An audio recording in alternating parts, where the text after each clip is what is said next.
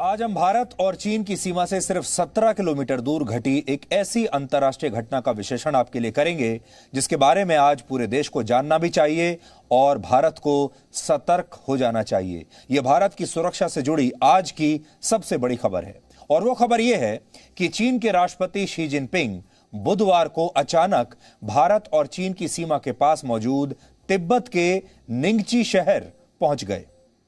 तिब्बत का यह शहर भारत के अरुणाचल प्रदेश से सिर्फ 17 किलोमीटर दूर है। फिर से आप सुन सकते हैं, सिर्फ 17 किलोमीटर दूर है भारत के अरुणाचल प्रदेश से। यानी शी जिनपिंग भारत के आज इतने करीब आ गए। यह खबर इसलिए अहम है क्योंकि अरुणाचल प्रदेश की सीमा के पास चीन के राष्ट्रपति का पहुंचना भारत की सुरक्षा के लिए खतरे की घंटी है। पिछले 30 वर्षों में यह पहला मौका है जब चीन का कोई भी राष्ट्रपति तिब्बत पहुंचा है और भारत के इतने करीब आकर उसने तिब्बत के इलाकों का दौरा किया है। इसमें एक संदेश है जो शी जिनपिंग भारत और पूरी दुनिया को देना चाहते हैं। क्या संदेश है वो भी आज हम आपको आगे बताएंगे। शी जिनपिंग आखिरी बार वर्ष 2011 में चीन के उपराष्ट्रपति के तौर पर इसी जगह पर आए थे, लेकिन तब वो राष्ट्रपति नहीं थे। जैसा हमने कहा, तब वो उपराष्ट्रपति थे। राष्ट्रपति कोई भी चीन का 30 साल में यहां पहली बार आया है। शी जिनपिंग न सिर्फ चीन के राष्ट्रपति हैं बल्कि वो चीन की पीपुल्स लिबरेशन आर्मी यानी पीएलए के कमांडर इन चीफ भी हैं। भारत और चीन की सेना के बीच पिछले साल गलवान में जो कुछ हुआ उसकी यादें आज भी भारत के हर नागरिक के मन में ताजा हैं। आप भी भूले नहीं होंगे। इसलिए शी जिनपिंग के इस तिब्बत दौरे को बहुत गंभीरता से हमें लेना होगा। तिब्बत का निंगची शहर अरुणाचल प्रदेश की सीमा से बिल्कुल लगा हुआ है, सटा हुआ है और अरुणाचल प्रदेश को चीन दक्षिण तिब्बत का हिस्सा मानता है। खतरनाक बात यह है कि अरुणाचल प्रदेश को वो अपना ही हिस्सा मानता है, भारत का हिस्सा नहीं मानता। जबकि सच यह है कि लद्दाख की तरह अरुणाचल प्रदेश भारत का अभिन्न हिस्सा है। निंगची में ही चीन ब्रह्मपुत्र नदी पर एक बांध बना रहा है। ब्रह्मपुत्र को चीन की भाषा में यारलोंग जांगबो कहा जाता है। इस नदी का उद्गम स्थल तिब्बत में कैलाश मानसरोवर के पास है और यह नदी जब भारत में आती है तो हम इसे ब्रह्मपुत्र के नाम से जानते हैं। लेकिन अब चीन इस नदी पर भी बांध बना रहा है ताकि वो इस नदी के पानी को भारत में प्रवेश करने से रोक पाए। यहां से निकलकर यह नदी निंगची पहुंचती है और फिर वहां से यह भारत के अरुणाचल प्रदेश में प्रवेश करती है। इस नदी का जो पूरा रूट है इस समय आपकी स्क्रीन पर है, जहां आप देख सकते हैं कि ब्रह्मपुत्र नदी का जो पूरा रूट है, कहां से उसका उद्गम होता है और कैसे वो अरुणाचल प्रदेश में प्रवेश करती है, यह आपके सामने है। पानी की मात्रा के हिसाब से यह दुनिया की 9वीं सबसे बड़ी नदी है और इसके पानी पर भारत और बांग्लादेश के 13 करोड़ लोगों का जीवन निर्भर करता है। इसलिए अब चीन इस नदी को एक डैम के जरिए, बांध के जरिए नियंत्रित करके भारत को परेशानी में डालना चाहता है। कल भी हमने आपको बताया था कि चीन इस बात को समझ चुका है कि जो अगला वर्ल्ड वॉर होगा वो पानी पर लड़ा जाएगा और इसीलिए उसने अपने देश में से जितनी भी नदियां ऐसी हैं, बड़ी नदियां जो दूसरे देशों में निकलती हैं, उन पर बांध बनाने शुरू कर दिए हैं और चीन 98,000 बांध अपने देश में अलग अलग नदियों पर बना चुका है। इसके अलावा शी जिनपिंग ने इसी नदी के पास बने एक ब्रिज का भी निरीक्षण किया और इस पर बन रहे बांध को भी उन्होंने देखा। फिर वो निंगची शहर से चलने वाली हाई स्पीड बुलेट ट्रेन में सवार होकर तिब्बत की राजधानी लासा पहुंचे। पिछले महीने ही चीन ने तिब्बत की पहली हाई स्पीड ट्रेन सर्विस निंगची से लासा के बीच शुरू की है। इसमें भी एक बहुत बड़ा संदेश छुपा हुआ है कि वो भारत को क्या संदेश देना चाहता है। वो भारत के और चीन की सीमा के करीब तक अपने सारे विकास के जो प्रोजेक्ट हैं उन्हें लाना चाहता है और इन इलाकों को ट्रांसपोर्ट की दृष्टि से ऐसा बना देना चाहता है कि चीन के आम नागरिक ही नहीं बल्कि सैनिक भी पलक झपकते ही इन इलाकों में पहुंच सकें। वो इलाके जो भारत की सीमा से बिल्कुल लगे हुए हैं।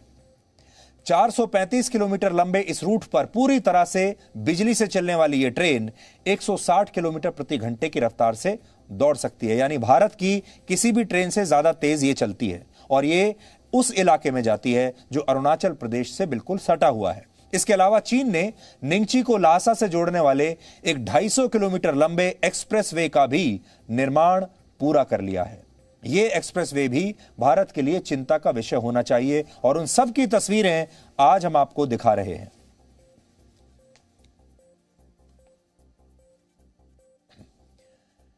यानी चीन ने भारत की सीमा से सिर्फ 20 से 40 किलोमीटर की दूरी पर न सिर्फ नदियों पर बांध बनाने शुरू कर दिए हैं, बल्कि चीन रेल और सड़क के रास्ते इस इलाके तक अपनी सेना की पहुंच को बहुत आसान बनाना चाहता है। दुर्भाग्य यह है कि इन इलाकों में भारत अभी तक ऐसे प्रोजेक्ट नहीं बना पाया है, क्योंकि भारत की नीति इससे पहले बिल्कुल अलग थी और भारत ने चीन के साथ लगे हुए अपने बॉर्डर के आसपास के तमाम इलाकों में सड़कें और रेलवे ट्रैक्स कभी बनने ही नहीं दिए, क्योंकि यह पुरानी सरकारों की नीति थी।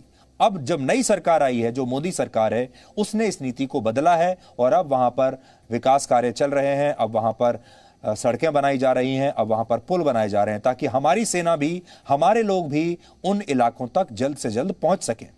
निंगची से ट्रेन में सवार होकर शी जिनपिंग तिब्बत की राजधानी लासा पहुंचे और इससे पहले 2011 में शी जिनपिंग बतौर उपराष्ट्रपति लासा आए थे। तब तिब्बत पर चीन के कब्जे के 60 वर्ष पूरे हो रहे थे और इस दौरान वहां कई तरह के कार्यक्रमों का आयोजन हुआ था। और अब 10 साल के बाद शी जिनपिंग पहले से भी ज्यादा शक्तिशाली हो चुके हैं और वो एक बार फिर लासा पहुंचे हैं, लेकिन राष्ट्रपति के तौर पर वो पहली बार यहां पर आए हैं। इस दौरान लासा के लोगों के घर से बाहर निकलने पर पाबंदी लगा दी गई थी। अब यह आपके लिए नोट करने वाली बात है, लासा में आम लोगों के लिए पाबंदी थी कि वो इस दौरान अपने घरों से बाहर नहीं निकलेंगे। वहां चलने वाली फैक्ट्रियों को बंद कर दिया गया, पतंग और ड्रोन्स उड़ाने पर रोक लगा दी गई और पोटला महल, जो किसी जमाने में दलाई लामा का घर हुआ करता था, उसे भी शी जिनपिंग के इस दौरे के दौरान बंद कर दिया गया। हालांकि शी जिनपिंग ने खुद इस महल का भी दौरा किया और इस महल का दौरा करने के पीछे वो दलाई लामा को भी एक संदेश देना चाहते हैं और दुनिया भर को और भारत को भी एक संदेश देना चाहते हैं। और वो ये बताना चाहते हैं कि अगला दलाई लामा चीन नियुक्त करेगा, अगला दलाई लामा चीन का होगा। और एक तरीके से ये बताने की कोशिश कर रहे हैं कि जो असली दलाई लामा है वो चीन के पास होगा और भारत में जो दलाई लामा है उनकी कोई मान्यता नहीं है। ये बताने की कोशिश शी जिनपिंग ने आज इन तस्वीरों के जरिए की है। शी जिनपिंग के इस दौरे की तस्वीरों को चीन की मीडिया ने इस तरीके से पेश किया जैसे तिब्बत के लोग चीन की सरकार और शी जिनपिंग से बहुत खुश हैं।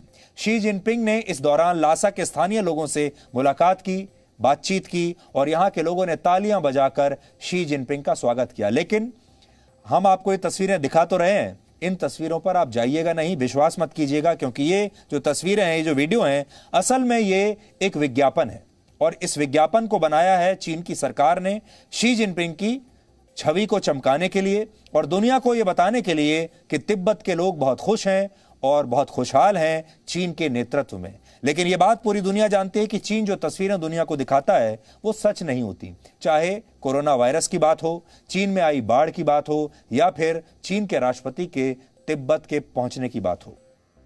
तिब्बत, हांगकांग और शिनजियांग और ताइवान के मुद्दे पर चीन इस समय पूरी दुनिया के निशाने पर है। ऐसा इसलिए है क्योंकि हांगकांग में चीन ने लोकतंत्र का गला घोट दिया, शिनजियांग में आजादी की मांग कर रहे वीगर मुसलमानों को चीन यातनाएं दे रहा है और ताइवान पर हमला करके चीन उसे भी अपने कब्जे में करना चाहता है। उधर तिब्बत को लेकर चीन इसलिए ज्यादा परेशान है क्योंकि अब दुनिया के कई देश तिब्बत की आजादी के पक्ष में आ गए हैं। वर्ष 2020 में अमेरिका ने तिब्बत के लिए एक नया कानून पास किया था जिसमें यह तय किया कि अगला दलाई लामा चुनने का हक सिर्फ तिब्बत के लोगों का होगा, चीन का नहीं होगा। और दलाई लामा जो है वो चीन के लिए और तिब्बत के लिए बहुत ही सेंसिटिव इशू है।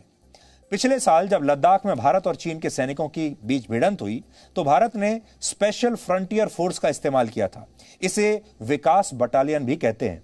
भारतीय सेना की स्पेशल फोर्स में तिब्बती मूल के सैनिक होते हैं जिन्हें ऊंचाई पर दुर्गम परिस्थितियों में लड़ने में महारत हासिल है।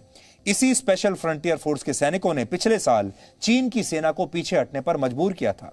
अब चीन इन तिब्बती सैनिकों का मुकाबला करने के लिए तिब्बत के युवाओं को सेना में भर्ती कर रहा है, अपनी सेना में भर्ती कर रहा है। हालांकि चीन इन्हें पीएलए का हिस्सा नहीं बना रहा, बल्कि इन्हें मिलिशिया यानी स्वतंत्र लड़ाकों के रूप में भारत की सेना के पास तैनात कर रहा है ट्रेनिंग देने के बाद।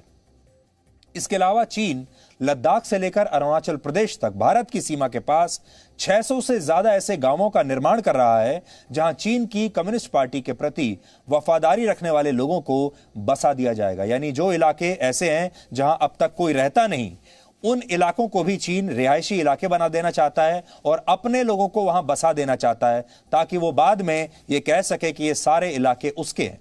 चीन ऐसा इसलिए करता है ताकि वो दलाई लामा का समर्थन करने वाले लोगों को अंदर आने से रोक सके, जो भारत से वहां चले जाते हैं, और भारत की सैन्य गतिविधियों पर भी नजर रख सके। चीन में ऐसे गांवों को शियाओ कांग कहा जाता है।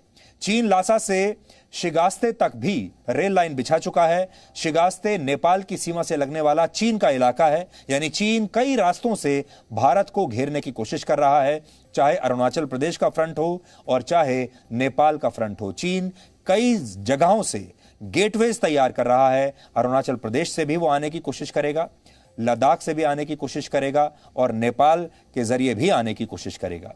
अब आप शी जिनपिंग के इस दौरे को 5 अहम पॉइंट्स में समझिए। पहला यह कि शी जिनपिंग ने तिब्बत का यह दौरा तब किया है जब कुछ दिन पहले ही तिब्बत पर चीन के कब्जे को 70 साल पूरे हुए हैं। 23 मई 1951 को चीन ने तिब्बत के लोगों को विकास का लालच देकर उनके देश पर जबरदस्ती कब्जा किया था, और चीन आज भी इस कब्जे को पीसफुल लिबरेशन ऑफ तिब्बत यानी तिब्बत की शांतिपूर्ण आजादी कहकर बुलाता है, जो एक बहुत बड़ा अंतर्राष्ट्रीय झूठ है। दूसरा पॉइंट ये कि इसी महीने की पहली तारीख यानी 1 जुलाई को चाइनीज कम्युनिस्ट पार्टी की स्थापना के 100 वर्ष पूरे हुए हैं। तिब्बत और ताइवान पर पूरी तरह नियंत्रण करना कम्युनिस्ट पार्टी के सबसे पुराने सपनों में से एक है, और शी जिनपिंग की तिब्बत यात्रा चीन के इसी खतरनाक सपने की तरफ उठाया गया एक कदम है। तीसरा पॉइंट यह कि चीन तिब्बत की संस्कृति को पूरी तरह से बदल देना चाहता है। तिब्बत के लोग आज भी खुद को चीन का हिस्सा नहीं मानते दिल से, लेकिन चीन चाहता है कि वो तिब्बत की संस्कृति का चाइनीज संस्करण विकसित करे, और इसके लिए वो साम दाम दंड भेद की नीति अपना रहा है। चौथा पॉइंट यह कि अगर तिब्बत के लोग चीन के दबाव में नहीं आए तो फिर चीन यहां भी वही फॉर्मूला लागू करेगा जो उसने वीगर मुस्लिम बाहुल्य शीजियांग प्रांत में किया। चीन तिब्बत के लोगों का भी वीगर मुसलमानों की तरह दमन करना चाहेगा, और जो लोग चीन की बात नहीं मानेंगे उन्हें वैसी ही यातनाएं दी जाएंगी जैसी वीगर मुसलमानों को दी जा रही है।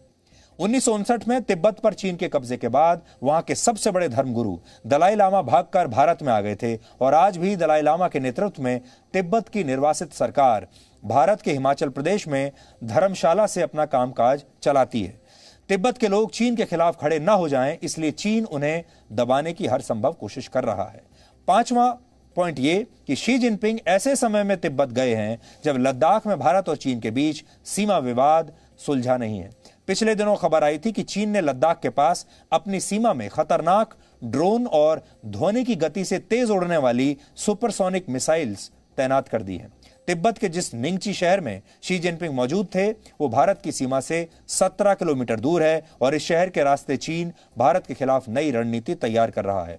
अब हो यह रहा है कि सबका ध्यान लद्दाख में भारत और चीन के बीच चल रहे तनाव पर है, लेकिन अरुणाचल प्रदेश की सीमा के पास चीन क्या कर रहा है यह अक्सर मीडिया की नजरों में नहीं आता। लेकिन चीन यहां लद्दाख से भी ज्यादा खतरनाक षड्यंत्र कर रहा है। उदाहरण के लिए चीन ने निंगची में ब्रह्मपुत्र नदी के पास एक बड़ा एयरपोर्ट बना लिया है, और चीन लगातार इसका विस्तार कर रहा है। चीन इस एयरपोर्ट के लिए 2 नई हवाई पट्टियों का भी निर्माण कर रहा है। इसी एयरपोर्ट के पास चीन कुछ ऐसे पार्क्स बना रहा है जहां चीन की सेना की बख्तरबंद गाड़ियां खड़ी हो सकती हैं, और यहां पहले से ज्यादा संख्या में सैनिकों के रुकने की व्यवस्था की गई है। आपकी स्क्रीन पर जो ये तस्वीरें हैं ये उसी निंगची एयरपोर्ट की हैं जो बनकर तैयार हो चुका है। इसके अलावा चीन ने निंगची में अंग्रेजों के जमाने के एक हेलीपोर्ट को भी अपग्रेड कर दिया है, जहां अब 8 हेलीकॉप्टर्स तैनात किए जा सकते हैं। इसके साथ ही चीन निंगची से 40 किलोमीटर उत्तर में नए एरोस्टेट रेडार स्टेशंस भी बना रहा है। ऐसे रेडार स्टेशंस कम ऊंचाई पर उड़ने वाले लड़ाकू विमानों को पहचानने में, ट्रैक करने में सक्षम होते हैं। आमतौर पर जब किसी देश की वायुसेना को पड़ोसी देश के महत्वपूर्ण ठिकानों पर हमला करना होता है तो रेडार से बचने के लिए उसके फाइटर जेट्स बहुत कम ऊंचाई पर उड़ते हैं, लेकिन एरोस्टेट रेडार सिस्टम इनकी पहचान भी कर लेता है। यानी ये भारत की एयरफोर्स के लिए एक बुरी खबर है। शी जिनपिंग की तिब्बत यात्रा का उद्देश्य समझने के लिए आपको आज यह समझना होगा कि तिब्बत को लेकर भारत और चीन के रिश्ते कैसे रहे हैं। 1921 में जब भारत में ब्रिटिश सरकार थी तब तिब्बत को लेकर चीन, ब्रिटेन और अमेरिका के बीच शिमला में एक समझौता हुआ था। इसके तहत तय हुआ कि चीन तिब्बत को स्वायत्तता देगा और तिब्बत की सरकार के कामकाज में दखलंदाजी नहीं करेगा। तिब्बत के नेताओं ने इसे मान लिया, लेकिन चीन ने इस पर हस्ताक्षर नहीं किए। इसके 36 वर्ष बाद चीन ने तिब्बत पर आक्रमण करके उसकी आजादी छीन ली और इसके 9 साल बाद चीन ने तिब्बत के लोगों का दमन शुरू कर दिया और इसी दौरान दलाई लामा अपने समर्थकों के साथ भारत आ गए और तब से यही है। चीन इससे बहुत नाराज हुआ और यह नाराजगी 1962 के भारत चीन युद्ध की एक बहुत बड़ी वजह बन गई। इस युद्ध के दौरान चीन ने लद्दाख और अरुणाचल प्रदेश के कई हिस्सों पर हमला किया था और इसके बाद भारत और चीन के रिश्ते पूरी तरह से खराब हो गए थे, टूट गए थे। 1988 में भारत के तत्कालीन प्रधानमंत्री राजीव गांधी चीन की यात्रा पर गए। ये 1954 के बाद भारत के किसी भी प्रधानमंत्री की पहली चीन यात्रा थी और तब चीन ने भारत पर यह दबाव डाला कि वो तिब्बत को चीन का हिस्सा औपचारिक रूप से मान ले, लेकिन भारत ने इससे इनकार कर दिया और इसके 26 वर्ष बाद वर्ष 2002 में तिब्बत पर भारत और चीन के बीच एक बार फिर से बात हुई और तब अटल बिहारी वाजपेयी भारत के प्रधानमंत्री थे और इस दौरान एक समझौता हो गया और भारत ने चीन की वन चाइना पॉलिसी को समर्थन दे दिया और तिब्बत को चीन का हिस्सा मान लिया। यह हुआ 2002 में जब अटल बिहारी वाजपेयी भारत के प्रधानमंत्री थे और इसके बावजूद तिब्बत के मुद्दे पर दोनों देशों के बीच तनाव बना रहा। 2006 में चीन ने पूरे अरुणाचल प्रदेश को दक्षिण तिब्बत का हिस्सा बताना शुरू कर दिया और इसके बाद भारत वन चाइना पॉलिसी का जिक्र करने से बचने लगा। 2017 में दोनों देशों के बीच डोकलाम का विवाद हुआ और फिर 2020 में लद्दाख में युद्ध जैसी स्थिति आ गई और जहां स्थितियां अब भी चिंताजनक बनी हुई है। लेकिन इस बीच भारत ने भी तिब्बत और चीन के दावों को लेकर अपना रुख बदलना शुरू कर दिया है। 2017 में चीन के विरोध के बावजूद भारत ने दलाई लामा को अरुणाचल प्रदेश के तवांग गांव जाने दिया था और जब दलाई लामा अरुणाचल प्रदेश चले गए, इससे चीन को बहुत परेशानी हुई थी। असल में कोई भी अंतर्राष्ट्रीय मेहमान अगर अरुणाचल प्रदेश जाता है तो चीन को बड़ी परेशानी होती है। 2019 में ही अमेरिका के राजदूत को भी तवांग जाने की इजाजत दी गई अरुणाचल प्रदेश में और चीन इस पर भड़क गया था। इसी दौरान भारत ने अमेरिका को तवांग में 70 गांव विकसित करने की इजाजत दे दी। ये सब चीन को यह बताने के लिए कि अरुणाचल प्रदेश हमारा है। 2019 में ही भारत के प्रधानमंत्री नरेंद्र मोदी ने अरुणाचल प्रदेश का दौरा किया और यह बात भी चीन को पसंद नहीं आई और 2020 में गलवान में शहीद हुए स्पेशल फ्रंटियर फोर्स के एक सैनिक के अंतिम संस्कार में भारत सरकार ने अपने एक अधिकारी को भेजा और इस साल पहली बार प्रधानमंत्री के तौर पर नरेंद्र मोदी ने दलाई लामा को उनके जन्मदिन पर बधाई भी दी। यानी भारत ने इस मुद्दे पर चीन के साथ समझौते का प्रयास किया और लद्दाख और अरुणाचल प्रदेश की रक्षा करने की प्रति अपनी प्रतिबद्धता भी दिखाई है, लेकिन चीन पर किसी बात का असर अभी तक नहीं हो पाया। तो ये दोनों के बीच जो रिश्ते हैं अभी तक के, उसका पूरा इतिहास हमने आज आपको बता दिया और आगे क्या हो सकता है वो ये है कि भारत को शी जिनपिंग के इस तिब्बत दौरे से अब सावधान होना होगा। आधुनिक चीन के संस्थापक माओ त्से तुंग लद्दाख, नेपाल, भूटान, सिक्किम और अरुणाचल प्रदेश को तिब्बत की 5 उंगलियां मानते थे। इनमें से भूटान और नेपाल आजाद देश हैं, जबकि लद्दाख, सिक्किम और अरुणाचल प्रदेश भारत के अभिन्न अंग हैं।